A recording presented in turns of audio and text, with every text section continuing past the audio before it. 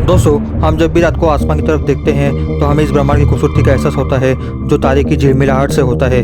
उसे देखकर हमारे मन में और जुनून होता है उसे जानने का और समझने का।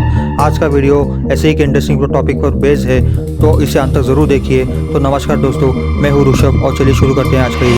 जब कोई स्टार अपने अंतिम स्टेज पर होता है तो उसमें सुपरनोवा एक्सप्लोजन होता है। इस एक्सप्लोजन के बाद खाली उसका कोर ही बचता है। इसी कोर को हमने तीन हिस्सों में डिवाइड किया है: neutron star, Pulsar star and magnetar.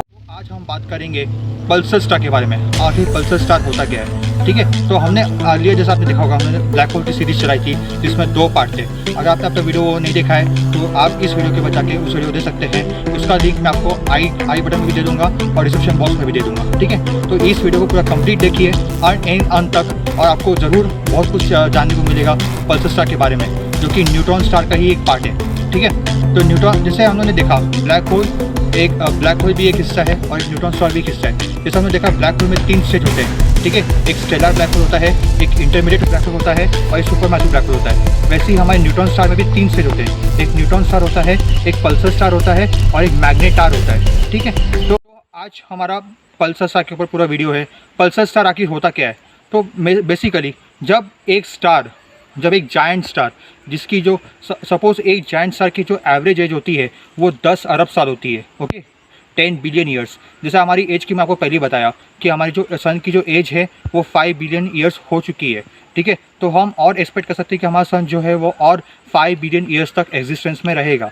तो जब कोई एक स्टार जो अपना जो एज का जो लिमिट है वो क्रॉस कर देता है, जब वो एक बहुत बड़ा रेड जायंट स्टार बन जाता है, तो उसके बाद क्या होता है कि जब एक रेड जायंट स्टार बन जाता है तो उसमें जो ग्रेविटी है वो उसके कोर तक इतना पहुंच जाती है कि जो उसका जो एनर्जी जनरेट जो कैपेसिटी है, जो हाइड्रोजन और हीलियम आपस में कोलाइड करते हैं और जो उससे एक फ्रिक्शन क्रिएट होता है, ठीक है।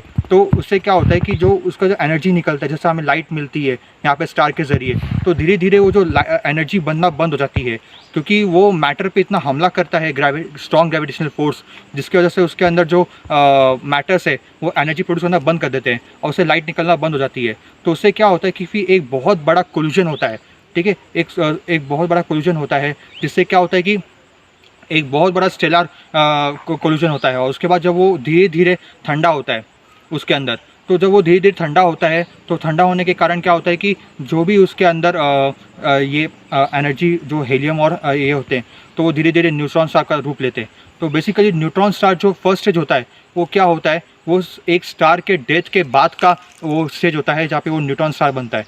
एक न्यूट्रॉन स्टार आप देखोगे तो वो सिर्फ 20 किलोमीटर डायमीटर रहता है। जो उसका डायमीटर है वो सिर्फ 20 किलोमीटर का होता है, बट ये कि वो बहुत डेंस होता है और उसके अंदर बहुत स्ट्रॉन्ग ग्रेविटेशनल फोर्स रहते हैं। और जो न्यूट्रॉन स्टार है वो 1 सेकेंड में लगभग 100 से 200 टाइम्स स्पिन करता है।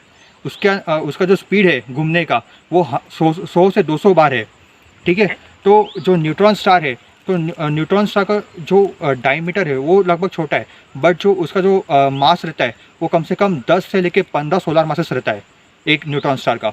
तो बेसिकली न्यूट्रॉन स्टार अगर आप देखोगे तो न्यूट्रॉन स्टार के अंदर क्या रहता है, न्यूट्रॉन स्टार के अंदर आपको हीलियम और हाइड्रोजन ही मिलेगा, ठीक है। आपको हीलियम और हाइड्रोजन मिलेगा। और फिर जो हमारा न्यूट्रॉन स्टार होता है, जब न्यूट्रॉन स्टार अपने एक अलग स्टेज में जाता है, ऐसा लग रहा होगा कि न्यूट्रॉन स्टार स्पिनिंग करते वक्त नॉर्मल ऑर्बिटल एक्सिस पर घूमता है, पर नहीं फ्रेंड्स, पल्सर स्टार हमेशा तिरछा घूमता है। और इसी एक्सिस को हम लोग कहते हैं मैग्नेटिक फील्ड एक्सिस। और इसी स्ट्रॉन्ग मैग्नेटिक फील्ड के कारण बड़ी टेल निकलती है, जो स्ट्रॉन्ग मैग्नेटिक फील्ड, जिससे हमें भारी मात्रा में हमें रेडियो वेव्स मिलते हैं। हमारा अर्थ है, हमारा आज आप जानते ही है, जो एक रेडिएशंस निकलती है जो हमें तब आती है, अल्ट्रा वायलेट रेडिएशंस, वो हमें हार्म क्यों नहीं करती है और हमें अप्रोप्रिएट अमाउंट में क्यों एनर्जी जो हीट मिलती है? क्योंकि अर्थ का जो मैग्नेटिक फील्ड है वो सन की जो सोलर विंड है उसको रोकता है और उसको डाइवर्ट कर देता है स्पेस में। तो क्योंकि अर्थ की जो मैग्नेटिक फील्ड है वो बहुत स्ट्रॉन्ग है और हमारे लिए एकदम सक्षम है उसके लिए। वैसे ही आप देखोगे तो आप जो न्यूट्रॉन स्टार है उसका जो 1000 टाइम्स ज़्यादा रहता है मैग्नेटिक फील्ड, जो पावर होता है न्यूट्रॉन स्टार का, उसका मैग्नेटिक फील्ड इतना स्ट्रॉन्ग होता है कि वो एक बाद में जब वो एक एडवांस स्टेज होता है न्यूट्रॉन स्टार का, जब वो पल्सर स्टार का रूप ले लेता है, तो बेसिकली पल्सर स्टार क्या होता है कि एक बहुत बड़ा टेल क्रिएट होता है। इसकी टेल हमारे टेलीस्कोप की तरफ आती है तो हमें भारी मात्रा में रेडियो वेव्स यहाँ अर्थ पर मिलती है, जिससे हम डीप स्पेस नेटवर्क से कैप्चर करते हैं और हमें मालूम पड़ता है कि वहाँ पे एक पल्सर स्टार है।